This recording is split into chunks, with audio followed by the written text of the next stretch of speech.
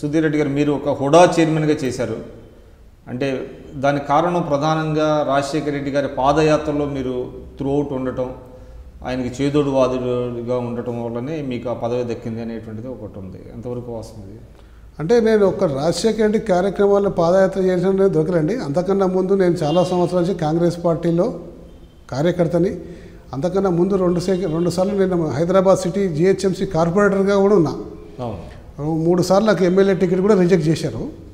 So నా సీనియారిటీని దృష్టిలో పెట్టుకొని పాదయాత్రలో మేము బాగా యాక్టివ్గా పార్టిసిపేట్ చేసి ఇవన్నీ కలగలిపి నాకు ఆ పదవి వచ్చిందండి. అంటే కేవలం ఆయనతో ఉన్నటువంటి అనుబంధంతో కాదంటారా? ఆయనతో నాకు అటువంటి సన్నిహితమైన అనుబంధం ఉంది. కానీ నా పదవి రావడానికి కారణం కేవలం నేను ఒక 2 నెలలు చేసిన సర్వీస్ కాదండి. చాలా సంవత్సరాల నుంచి చేసుకుంటూ వస్తున్నా కాబట్టి దాన్ని దృష్టిలో పెట్టుకొని ఆ 2 నెలలను కూడా దృష్టిలో పెట్టుకొని మీకు. కానీ మీరు హుడా చైర్మన్గా ఉన్నప్పుడు అంటే రాజశేఖర రెడ్డి గారు కేవలం మిమ్మల్ని చైర్మన్గానే పెట్టారు తప్ప కనీసం మెంబర్స్ని కూడా వేరే వాళ్ళని వేయకుండా కేవలం మిమ్మల్ని ఆ బోర్డులో ఒక చైర్మన్నే పెట్టడం అనేది ఒక అసాధారణమైనటువంటి నిర్ణయం. దానికి కారణం మరి ఆయన మీ పట్ల ఉన్నటువంటి ఆదరణ అంటారా, లేకపోతే ఇతరత్ర కారణాలు? అంటే నేను ఇంతకుముందు చెప్పాకండి, పార్టీలో ప్రతి ఒక్కరు కూడా మేమే పెద్దవాళ్ళం, మేమే గొప్పవాళ్ళం అని చెప్పేసి అనుకుంటారు. నా బోర్డులో 2 ఎమ్మెల్యేలు ఉండాలి. మీరు నాన్ ఎమ్మెల్యే, అప్పటికి నేను నాన్ ఎమ్మెల్యే, 2 ఎమ్మెల్యేస్ ఉండాలి. ఆ రోజుల్లో అందరూ కూడా మేము ముఖ్యమంత్రి స్థాయి మనుషులమే అనుకొని ఫీల్ అయ్యే మనుషులే చాలామంది ఉన్నారు. నా కింద బోర్డు మెంబర్గా ఉండడానికి ఎవరికి అంగీకారం తెలపలేదు. కావున ఎమ్మెల్యేలు లేకుండా బోర్డు వేస్తే బాగుండదు. సరే అలాగే ఉండని అలాగే కంటిన్యూ చేశారు.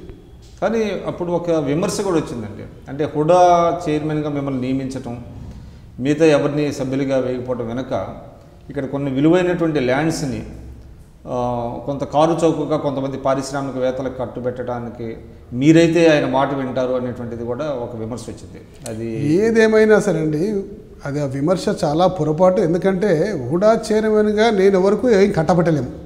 హుడా బోర్డు కూడా ఎవరికి ఏం కట్టబెట్టలేము. హుడా బోర్డు ఎవరికి కట్టబెట్టే అధికారాలు కూడా లేవు. ఏమున్నా క్యాబినెట్ డిసిషన్ తీసుకోవాల్సింది. అటువంటిప్పుడు హుడా బోర్డుకు ల్యాండ్స్కు సంబంధం ఏముందండి? అంటే అది నామమాత్రం పోస్ట్ అంటారా? హుడా నామమాత్రం పోస్ట్ కాదు. హుడా చైర్మన్గా నేను కార్యవర్గ సభ్యులు ఉన్నా కానీ ఎవరికైనా ఏదైనా ల్యాండ్ ఇవ్వాలన్నా ఇవ్వలేని పరిస్థితి. నాకు అధికారాలు లేవు. బోర్డు ఔటర్ రింగ్ రోడ్డుని మీ హయాంలోనే కదా స్టార్ట్ అయింది. ఔటర్ రింగ్ రోడ్డుని అసలు అందులో ఔటర్ రింగ్ రోడ్లో రింగులే అనేటువంటిది కేవలం వర్డ్లోనే ఉంది. కానీ అది రకరకాలుగా వంకర టెంకర్లు తిరిగి అంటే కావాల్సిన వాళ్ళ భూములు పక్క నుంచి వెళ్ళిపోయి వేరే వాళ్ళ భూముల నుంచి వచ్చింది అనేటువంటిది విమర్శ కూడా ఉంది అప్పుడు మీ మీద. ఔటర్ రింగ్ రోడ్ అనేది 360 డిగ్రీలు సమానంగా ఉండదండి ఎక్కడ కూడా.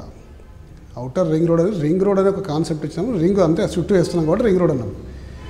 దానికి అనుగుణంగా రోడ్డు ప్లానింగ్ చేసేటప్పుడు కొన్ని ఉండాల్సిన అవసరం లేదు. దానికి అనుగుణంగా రోడ్డు వేసేటప్పుడు కొన్ని ప్రార్థనా స్థలాలు, విలువైన స్కూల్స్ అనుకోండి, లేకపోతే కొన్ని రకాల వాటిని సేవ్ చేయాలంటే రోడ్డు ఇది ఏదో 100 ఫీట్లు 50 ఫీట్ల రోడ్డు కాదండి, ఇది 500 ఫీట్ల రోడ్డు. కాబట్టి చాలా రకాలకి వెళ్ళి దాని దూరంకి వెళ్ళి ఇప్పుడు సపోజ్ ఒక 2 కిలోమీటర్ల తర్వాత ఒక స్కూల్ వస్తుంది. దాన్ని మనం ఆ స్కూల్ని దాన్ని మనం ఇబ్బంది పెట్టుకుని దాన్ని తప్పియాలి. ఎందుకంటే స్కూల్స్ కాబట్టి వాటిని తప్పియాలని చెప్పేసి అంటే దాన్ని 2 కిలోమీటర్ బిఫోర్ నుంచి కొంచెం బెండ్ చేయాల్సి వస్తుంది. అలాగే ప్రార్థనా స్థలాలు వస్తాయి. ప్రార్థనా స్థలాన్ని రక్షించాలంటే వాటిని కూడా ఈ విధంగా బెండ్ చేయాల్సి వస్తుంది. కాబట్టి అలైన్మెంట్ అంత సులువుగా ఒక కొలిక్కొచ్చే అంశం కాదు. దీనికి తగ్గట్టు అప్పుడు ఆ రోజుల్లో ఉన్న పత్రికలన్నీ కూడా దాని మీద దుమ్మెత్తిపోయాలని చెప్పేసి ఎన్నో రకాలుగా ఆలోచనలు చేసినాయి. కాబట్టి దాని మీద మురళీమోహన్ గారు అనుకుంటా కోర్టుకు కూడా వెళ్ళినట్టున్నారు. కోర్టుకు వెళ్ళారు, వీగిపోయింది. దాని తర్వాత కొట్టేసారు, మళ్ళీ రోడ్ వేసారు కదండి. మొత్తం ఎన్ని కేసులు పడినాయండి అప్పుడు దాదాపు 100 కేసులు పడ్డాయండి. అన్నీ ఆల్మోస్ట్ అన్నీ వెళ్ళిపోయినాయి. లాస్ట్కు కండ్లకోయ కేసు, లాస్ట్కు మొన్నటి వరకు ఒక 1.5 year వరకు కండ్లకోయ కేసు అది ఒకటి పెండింగ్ ఉండే, అది కూడా వెళ్ళిపోయింది. ఇప్పుడు అక్కడ కూడా రోడ్ స్టార్ట్ అయిపోయింది.